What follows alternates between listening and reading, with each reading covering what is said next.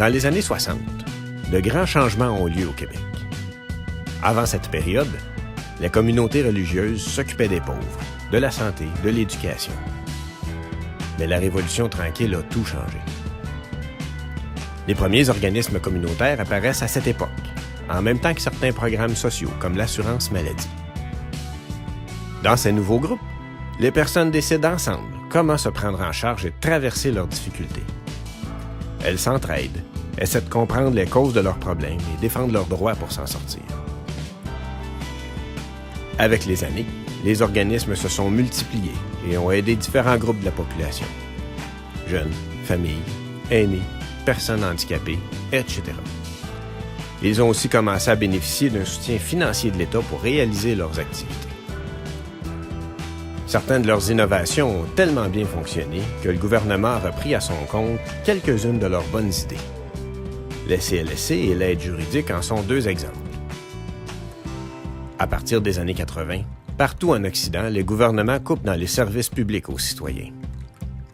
Ces coupures successives dans les finances publiques, notamment en santé et services sociaux, ont pour effet d'appauvrir les personnes les plus vulnérables.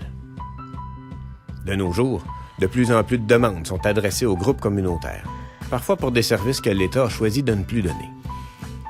Souvent surmenés, les employés et bénévoles ont de moins en moins de temps pour se réunir, décider ensemble de ce qui est bon pour eux. Certains se disent « Tant pis, il faut aider le plus de gens possible. On doit accepter le financement de tous les bailleurs de fonds. » D'autres se demandent « Mais comment défendre les droits des gens si nous sommes engouffrés dans une course au financement?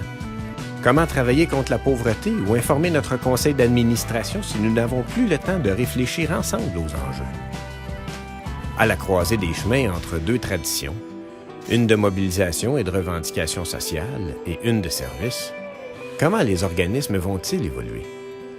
Et vous, qu'en pensez-vous? Quels sont vos souhaits, vos projets pour les organismes du Québec? La démarche des États généraux du mouvement communautaire autonome vous permet de réfléchir à ces questions. Participez à la réflexion et prenez part aux décisions qui dessineront l'avenir du communautaire.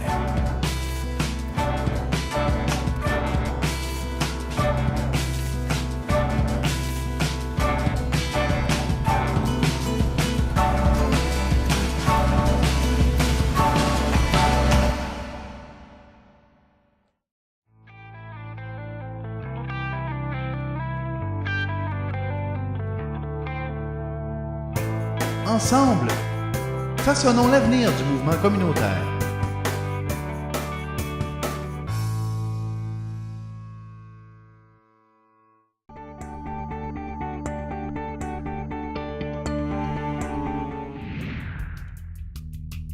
Le chapitre 1 comporte des questions qui permettront de faire un état de la situation actuelle dans votre organisme. Il est divisé en 3 thèmes. Mouvement social et mobilisation, reconnaissance de l'autonomie et finalement partenariat et développement social. Il n'y a pas de bonne ou de mauvaise réponse. Il est important de répondre en fonction de la réalité vécue dans votre organisme et non pas en fonction de ce que vous souhaiteriez ou de ce que vous aimeriez. Ici, on dresse un portrait. Thème A. Mouvement social et mobilisation.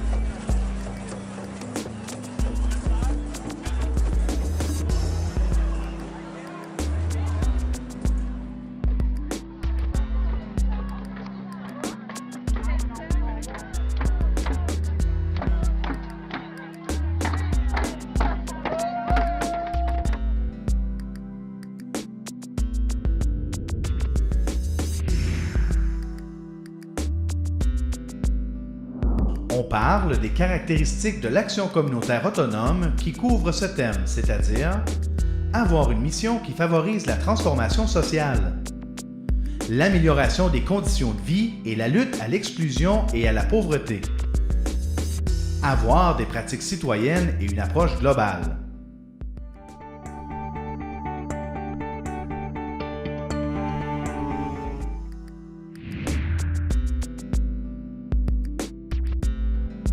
Les organismes communautaires jouent des rôles différents qui s'inscrivent selon leur mission, généralement dans un des 4 énoncés suivants.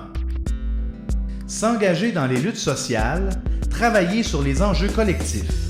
Par exemple, la lutte à la pauvreté, la lutte contre la privatisation des services de santé et services sociaux, défendre les droits et répondre aux besoins des membres de l'organisme. Par exemple, revendiquer des jardins communautaires pour les membres de l'organisme qui ont un très faible revenu. Ou encore, demander que la pension alimentaire ne soit plus calculée comme un revenu pour établir le montant accordé par l'aide financière aux études pour les femmes qui fréquentent notre organisme. Offrir des services à la population. Par exemple, aider les personnes ayant un problème de santé mentale, mais aussi offrir aux proches des ateliers et rendre des services au CLSC. Autre exemple, aider nos jeunes, mais aussi aller offrir des ateliers sur la prévention de la toxicomanie dans les écoles. Agir comme partenaire pour élaborer et donner des services publics. Par exemple, aller porter des repas à des personnes âgées dans le cadre d'un plan de service élaboré pour ces personnes par le CLSC et auquel l'organisme est attaché.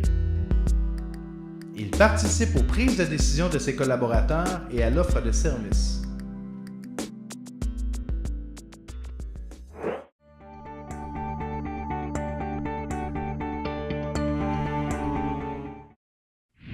Thème B. Reconnaissance de l'autonomie des organismes communautaires.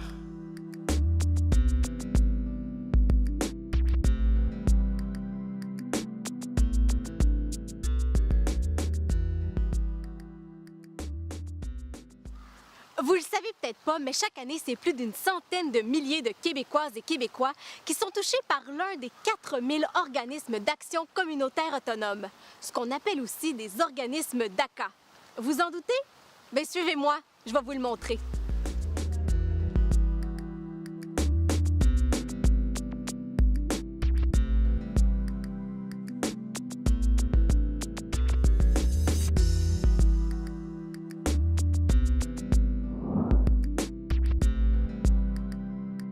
On parle des caractéristiques de l'action communautaire autonome qui concernent ce thème. Être enraciné dans la communauté. Favoriser la participation sociale. Avoir une vie associative et démocratique. Avoir été constitué à l'initiative des gens de la communauté.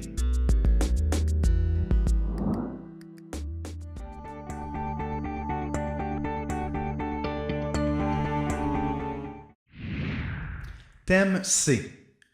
Partenariat et développement social.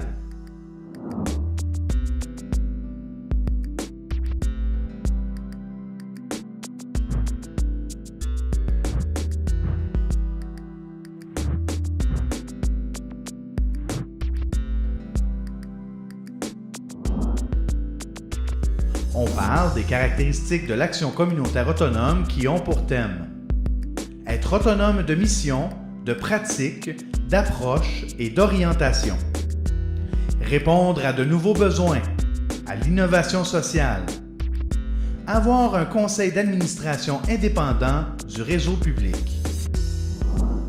Pour cette section, il faut entendre par partenariat les partenaires extérieurs au milieu communautaire, principalement les institutions publiques, par exemple les écoles, votre CSSS, vos villes, votre conférence régionale des élus, de même que les partenaires privés, des entreprises, des fondations, les chevaliers de colons, etc.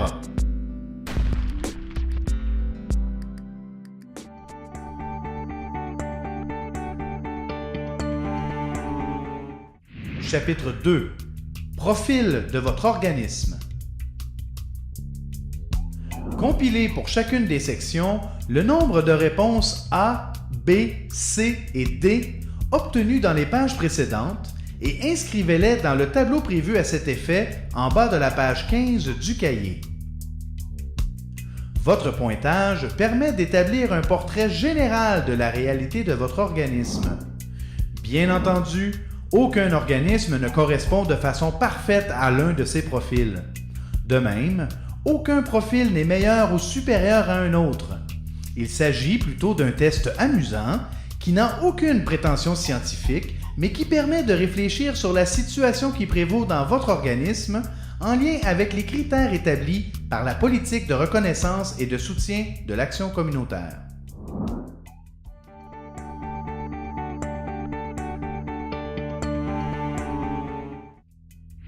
Chapitre 3. Évaluer les enjeux. Dans les chapitres 1 et 2, vous avez réfléchi sur la situation actuelle de votre organisme.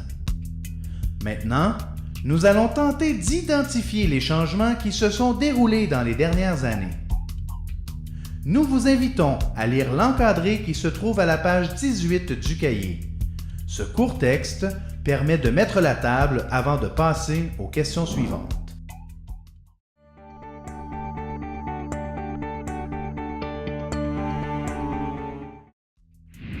Chapitre 4. Faire des choix d'avenir. C'est l'heure des propositions.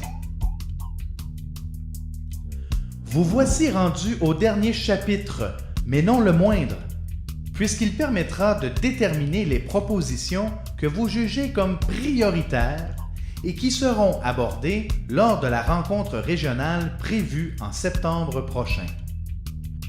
Vos réponses permettront de choisir les propositions les plus rassembleuses à mettre de l'avant.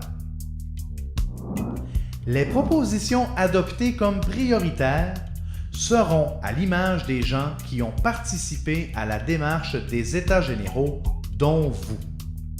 Et même si elles ne rallient pas l'ensemble du mouvement communautaire autonome, formé de milliers de groupes très diversifiés, elles seront néanmoins très importantes. Car ces propositions seront le résultat d'un travail collectif majeur auquel vous aurez participé. En travaillant à cette démarche commune, les organismes communautaires font honneur à leurs racines qui sont ancrées dans une tradition de participation et de mise en commun des problèmes et des solutions. Bonne réflexion!